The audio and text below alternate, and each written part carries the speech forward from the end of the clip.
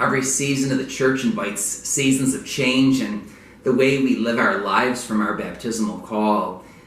On Sunday, we celebrate Pentecost Sunday, the end of the Easter season, but also the beginning of ordinary time and the tempo of the summer. So it's kind of appropriate that the diocese issue two different statements to the faithful in the diocese.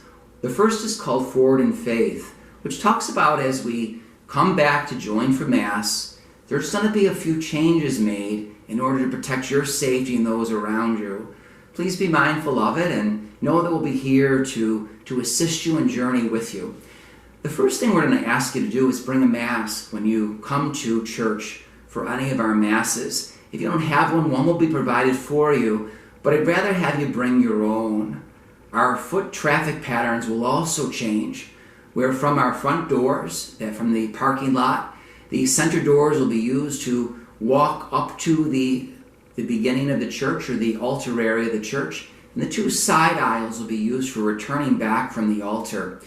We'll make some changes for our seating arrangements. You'll see that we'll have ribbons on each of the pews that are designed not to be used for seating. Missalettes will be likely removed from the church during this time, just so there's less hand touching. The sign of peace will change.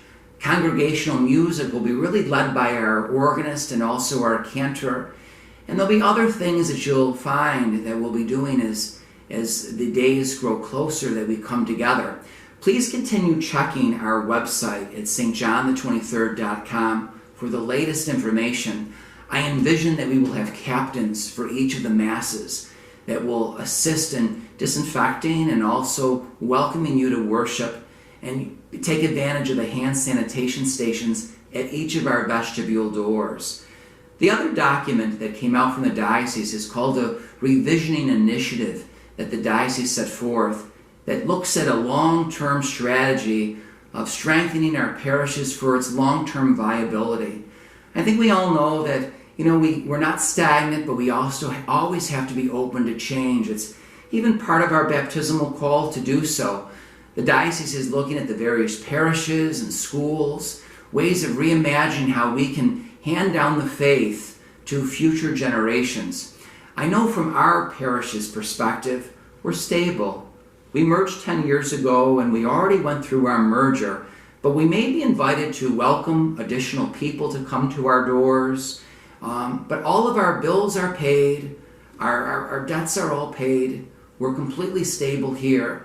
And it's totally because of you, your generous contributions that keep our parish running. Anything you can do to help us for long-term viability, I'm most grateful. Because when you contribute here, you contribute to a community of faith. There will be some changes, but I can assure you we'll work on them together. There'll be changes with Catholic education, which will affect some of our parishioners.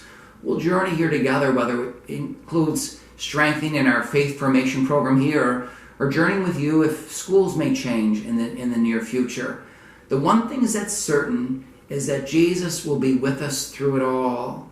We may start ordinary time, but the one thing that's not ordinary is that Christ is alive in our lives.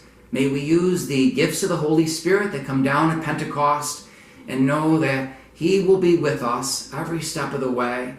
Please know my prayers for you and your family. Please pray for me. And someday soon we'll all be gathered together. Please know my prayers. May God bless you.